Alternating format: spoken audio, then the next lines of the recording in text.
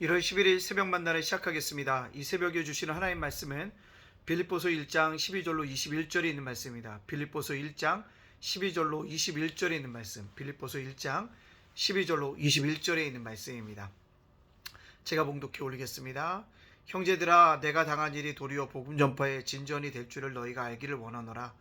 이러므로 나의 매임이 그리스도 안에서 모든 시대의 안과 그 밖의 모든 사람에게 나타났으니 형제 중 다수가 나의 매임으로 말미암아 주 안에서 신뢰함으로 겁없이 하나님의 말씀을 더욱 담대히 전하게 되었느니라. 어떤 이들은 투기와 분쟁으로, 어떤 이들은 착한 뜻으로 그리스도를 전파하나니 이들은 내가 복음을 변증하기 위하여 세우심을 받은 줄 알고 사랑으로 하나 그들은 나의 매임에 괴로움을 더하게 할 줄로 생각하여 순수하지 못하게 다툼으로 그리스도를 전파하느니라. 그러면 무엇이랴? 거칠애나 하나 참으로 하나 무슨 방도로 하든지 전파되는 것은 그리스도니 이로써 나는 기뻐하고 또한 기뻐하리라. 이것이 너희의 강구와 예수 그리스도의 성령의 도우심으로 나를 구원에 이르게 할 줄 아는 거로 나의 간절한 기대와 소망을 따라 아무 일에든지 부끄러워하지 아니하고 지금도 전과 같이 온전히 담대하여 살든지 죽든지 내 몸에서 그리스도가 존귀하게 되게 하려 하나니 이는 내게 사는 것이 그리스도니 죽는 것도 유익함이라. 아멘. 오늘도 새벽 만나러 싸울 수 있도록 허락하신 하나님께 찬양과 감사를 드립니다. 그리고 말씀으로 하루를 열어가는 여러분들을 주님의 이름으로 축복합니다. 오늘도 말씀과 함께 하는 여러분들 최고의 날이 될 줄로 믿습니다. 자, 오늘 사도 바울이 감옥에서 기뻐하고 있습니다. 왜 기뻐할까요? 자기가 감옥에 갇혔더니 어디로 복음이 진전되고 있다는 거예요. 무슨 얘기일까요?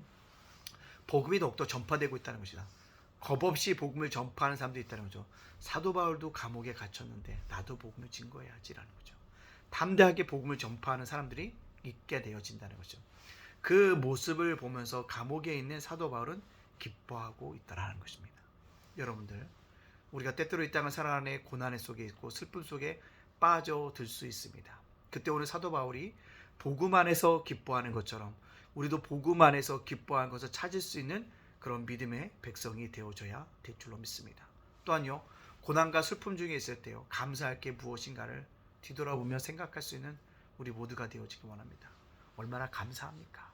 얼마나 감사한 것이 있는지를 생각해 보면서 진정으로 감사할 수 있는 믿음의 백성들이 되어지기를 간절히 소원합니다. 어제 수원시 작은 도서관 협의회 모임이 있었습니다. 그래서 귀한 책들을 읽으면서 정말 은혜를 받았는데 그 책 제목 중에 하나가 버추 프로젝트라는 수업이었습니다. 거기서 보면 자신의 자녀가 잘못한 일도 있고 꾸중되는 일도 많이 하지만 중요한 것은 그 아이가 보석이라는 것, 다이아몬드와 같이 광택만 내면 크게 빛날 다이아몬드라는 것을 깨닫게 해주라는 프로젝트의 어떤 수업들을 우리들에게 깨닫게 해주는 것을 보게 되어집니다. 그것을 통해서 많은 것들을 깨닫게 되어지는 것을 볼 수 있습니다. 버추 프로젝트 수업이라는 책 한번 읽어보십시오. 거기서 보면 고난 중에서도 끊임없이 자기 자녀들에게 다이아몬드라 너는 보석이다. 단지 지금 확 피어나지 못할 것을 깨닫게 해주고 있다는 것입니다. 마찬가지라는 겁니다. 고난과 슬픔 중에 있을 때 복음을 해서 기쁜 것을 찾고 감사한 것을 찾고 살아갈 수 있는 저와 여러분이 되어지길 간절히 원합니다. 말은 쉽고 설교하기 쉽지만 어려운 가운데 있다는 거죠. 저와 여러분, 이것이 신앙이라는 생사를 꼭 깨닫고 이 사명을 잘 감당할 수 있는 저와 여러분이 되어지기를 간절히 소원합니다. 두 번째요, 어떤 사람들은 사도 바울처럼 복음을 열심히 전하는 사람들이 있다는 것입니다. 그들은요, 경쟁자로서 증거한다는 거. 내가 사도 바울보다 탁월한 복음 전파자야라는 어떤 시기심에서, 질투심에서 복음을 더욱더 열심히 전하는 사람이 있다는 것입니다. 사도 바울이 그것을 볼 때 전파되는 것은 그리스도고 복음이기 때문에 기뻐하고 있다는 것입니다. 이 모습을 보면 때때로 경쟁자가 있는 것이 삶의 활력도 되어지고 기쁨의 원인도 되어지는 것들을 발견하게 되어집니다. 왜요? 더 잘하려고 하는 그 마음이 나의 생활과 나의 삶을 진전시킬 수 있다는 것입니다.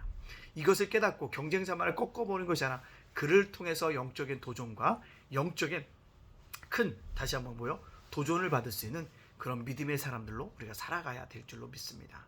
그것을 우리들에게 이야기해주고 있다라는 것입니다. 그래서 때때로 경쟁자가 있는 것도 뭐아니라 감사할 일이다라는 것입니다. 또한 사도 바울은요, 자기의 간절한 기대와 소망을 간직하고 있다는 겁니다. 어떤 기대와 소망을 갖고 있습니까? 어떤 경우라도 부끄러운 일을 하지 않겠다라는 그 간절한 기대와 소망이 있다는 것입니다. 그렇습니다. 우리가 이 땅을 살아가는 동안에 부끄러움 일을 하지 않아야 한다는 것입니다.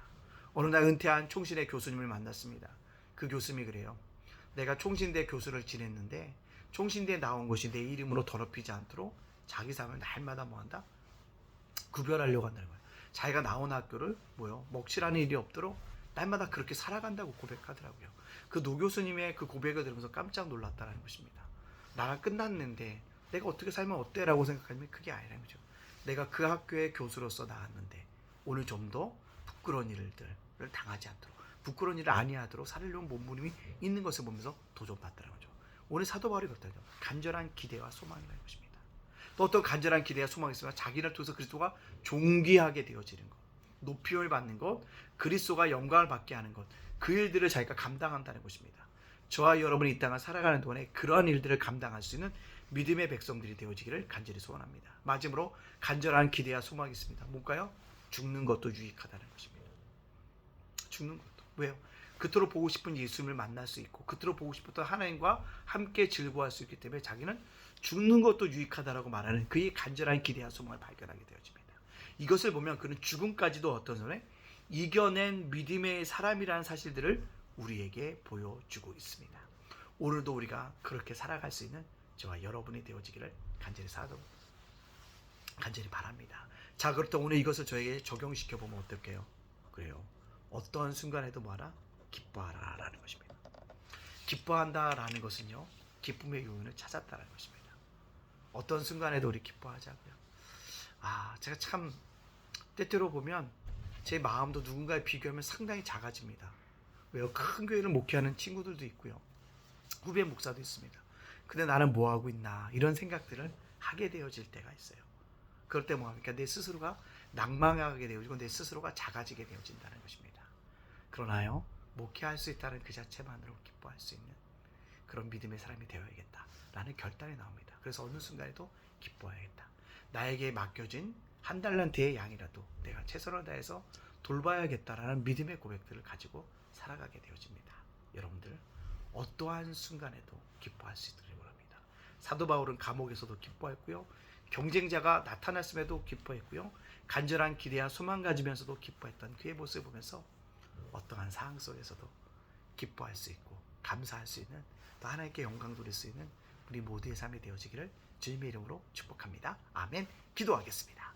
사랑의 하나님 감사합니다. 오늘을 살아가는 우리를 기억하여 주시고 붙잡아 주시고 날마다 인도하여 주시니 감사합니다.